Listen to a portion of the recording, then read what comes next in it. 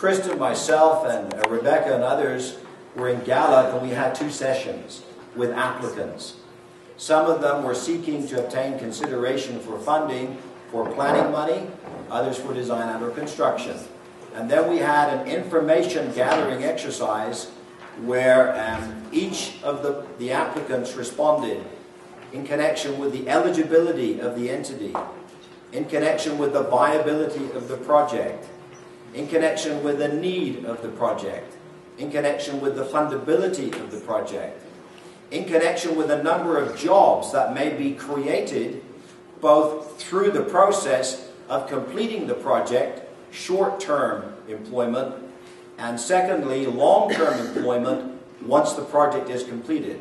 So an example might be if you are applying for money to build a wellness center, you might have a work crew through the contract period for short-term job creation, potentially of 20. But ultimately, once the wellness center is in place, you might in fact be able to provide full-time or long-term employment for 4 or 5 people. So we're asking that kind of information as well. So what we're trying to do is we're trying to take the information that you provided, which is fairly scant and very basic, visit with you, communicate with you, interact with you, and have you make other statements to help clarify the readiness to proceed, the conditions at the chapter level, whether in fact you've got the buy-in of the leadership, whether in fact there are funds available, whether in fact there is the ability to leverage and match from other funding streams, and how critical this need is, and how ready you are to move forward, and how committed you are to it, and how much skin you'll put into the game. Because all of those will contribute ultimately to the project review team's decision making. But that particular point that was raised doesn't really speak to, I think, the broader issue and the bigger question, which is obviously a conversation perhaps for this body and other bodies moving forward as to how you would like to proceed. You know, and there are multiple ways that could occur. But as I said, and I reaffirm this, and this is the straw man that I will just throw out today, you, at a chapter level, at the grassroots level, obviously are keenly aware of your local needs. You articulate those and state them clearly in your ICIP. Then you have a clear indication as to what you want to accomplish and what you want to get done. The Navajo Nation also has got, shall we say, national sovereign needs that are clear and understood. And all we were saying is that the needs that the Navajo Nation at large have prioritized are not linking up or syncing up with the needs that are being identified at the chapter levels. And I guess my understanding is that it's the hope, desire, and interest and intent of all parties concerned to come to a meeting of the minds as to what are the most critical needs for the nation, what are the most critical infrastructure needs in terms of whether they be water systems, wastewater systems, electrical infrastructure, wellness centers, youth centers, whatever it might be, so that we get this core consensus between us. Our goal is to help you have the optimum amount of information about every conceivable, viable, possible program for which you might be able to be considered for funding to link up for match purposes and potentially leverage to have complete projects. So what we put together for the Indian Affairs Department through the Environment Department was this. There are some funding programs that are state-specific to the state of New Mexico. So there are some state funding programs. There are specific state funding grant programs. There are some loan and grant combination programs. And then there are some loan programs.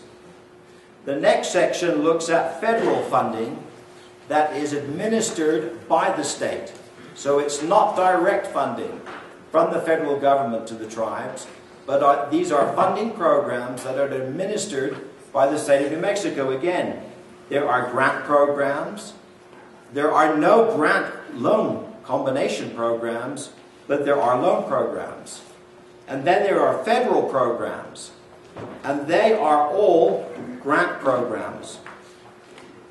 Primarily, a few grant loan programs and no loan programs. And then we have a section on public-private funding.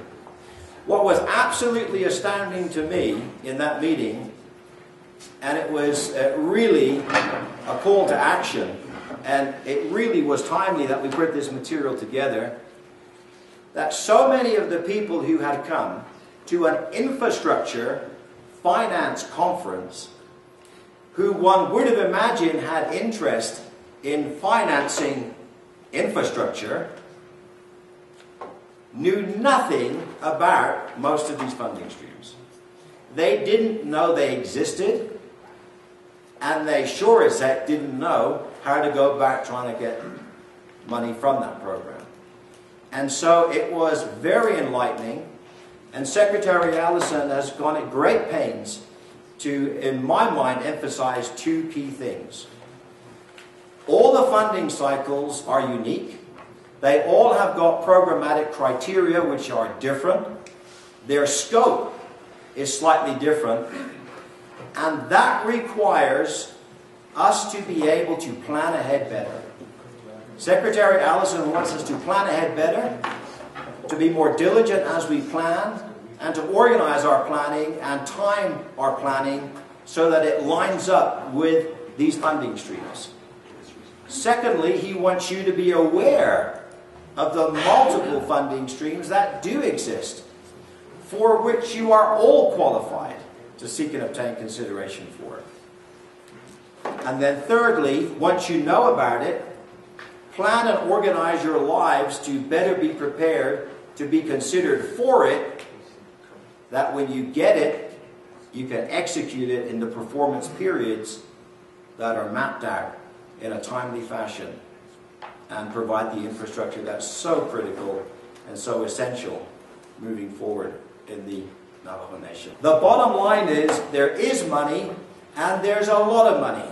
And we got to go and find it, know where it is, look for it, line ourselves up with those program goals, and get it.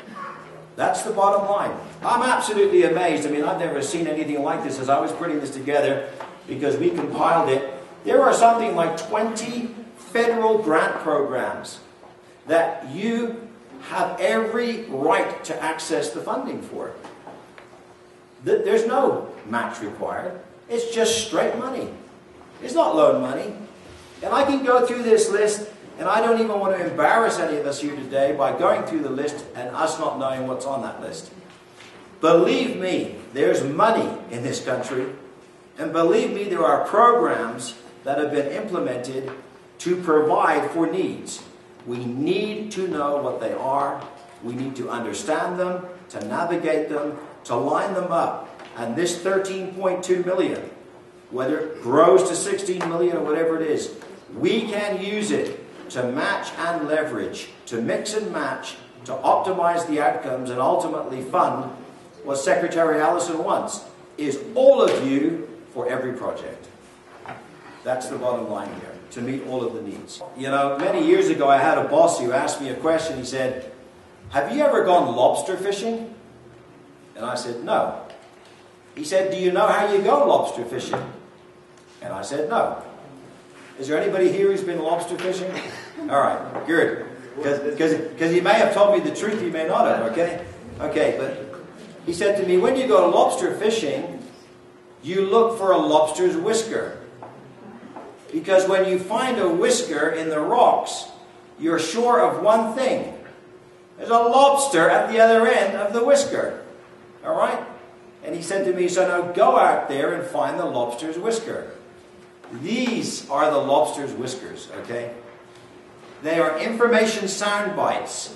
You're not going to get money just because you download this and read it.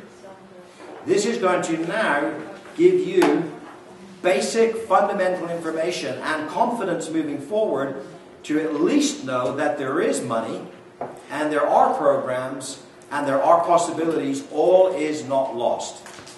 Then it's a matter, hopefully, of inviting these funders. And remember that, for heaven's sake, I don't even know where most of these are myself. I mean, we're going to have to go out and ferret for the lobster's whisker and say, hey, is that right? You know, I'm going to give you an example here. I'll just pull anyone out. There's a household water well system grant program. Is that true? Well, who's the guy that's the program manager for this region of the world or this state? I have never met him. What about the imminent threat set aside? Where's the guy who's got the money and what does he need to have told to him so that we can get it? And that's the point that you were making. So we are committed to organizing 2 workshops to take it beyond the infomercial snapshot, to get us all on the page and let us move forward with confidence, knowing that there is money out there, and let those guys, not me, let them come personally and tell us whether this is the truth, the whole truth, and nothing but the truth. And then if it is, great. If it isn't, we'll white it out. And if it is, we want to know where the money is and how we get to it, and how quick we can get to it, how much there is, and what's available when. And get that training and education. Simultaneously, I reaffirm the point that Secretary Allison has made many, many times, both in private and in public. We need to be planning and planning ahead better. Planning ahead in an integrated way, not in silos, where the left hand doesn't know what the right hand's doing. You know, in one of the trainings we did in the south of the state, you know, each of the divisions were competing against each other for the $13.2 million. And we said to the people at that meeting, the first thing you need to do is to stop competing with other divisions. Stop this. Break down the silos, meet together, sit in council together, agree together, come to a consensus about the most critical infrastructure need, and work together to get that funded. Because a house divided against itself is not going to stand here. And that's a critical point. It came to our attention, you know, through this process that evidently there is a Local Governance Act in the Navajo Nation. Evidently there is a push for greater fiscal controls, for greater oversight. Obviously there has been a push for more than a decade. It's a 1998 act. And what we noted, what we're observing, is that many of the chapter applicants seeking to obtain funding are not necessarily at this time certified in terms of the Local Governance Act. Now that might be something worthwhile raising as an agenda item in the dialogue that is being encouraged by your legislatures. In other words, is that something that we should be striving for and working towards? Should that have any benefits as it occurs and when it happens in terms of being able to leverage and match funding? And those are conversations for another day, but they're provocative questions in terms of if you can get funding equally as easy if you're not certified, why would you bother to be certified?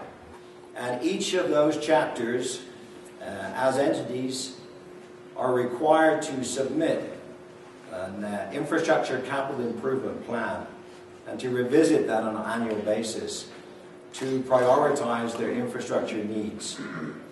And we're delighted that that occurs, and we're delighted that that is happening, and those are available through the Department of Finance and Administration in the state of New Mexico. So would we all agree then that fundamentally, as we represent chapters here, that we at the chapter level have identified specific core infrastructure needs? And I'm getting a nod and an acknowledgement. So you were with us yesterday and we chatted in Gallup.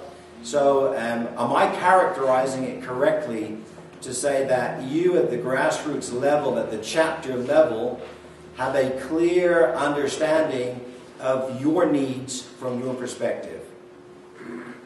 Then another dimension to this is the legislatures who were extremely active and participated pivotally in ensuring that funding was going to be freed up from the state of New Mexico to provide the type of infrastructure resources that were necessary for their constituents.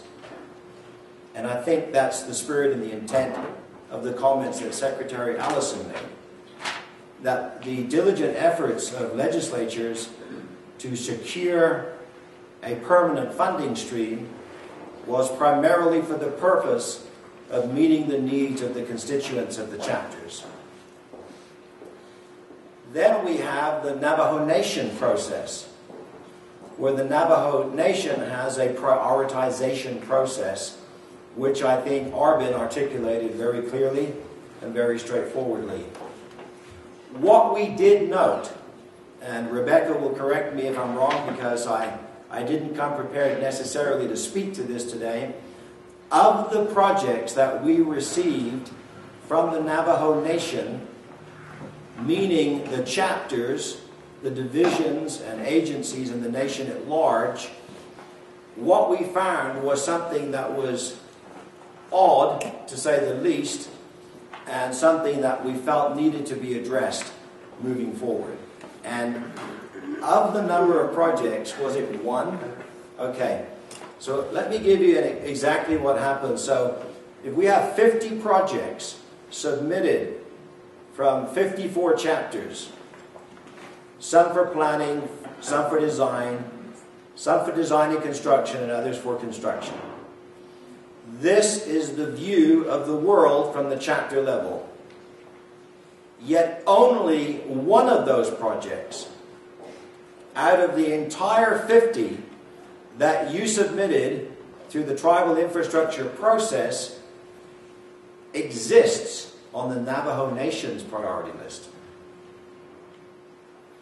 which indicates clearly to me as an observer that there is an issue, that what the chapters consider critical infrastructure needs is not necessarily what the Navajo Nation at large is considering critical infrastructure need.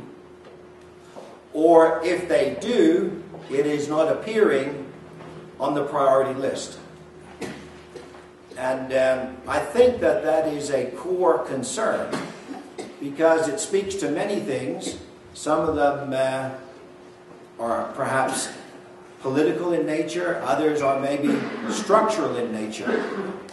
I guess in an ideal world, what one would like to see in an ideal setting is that all of the ICIPs submitted by the chapters would by default appear and move toward a priority list organized by the Navajo Nation, because that is the voice of the people representing the needs of the people and the concerns of the people for critical infrastructure need. They would then be a repository of knowledge and information about collective infrastructure needs throughout the nation.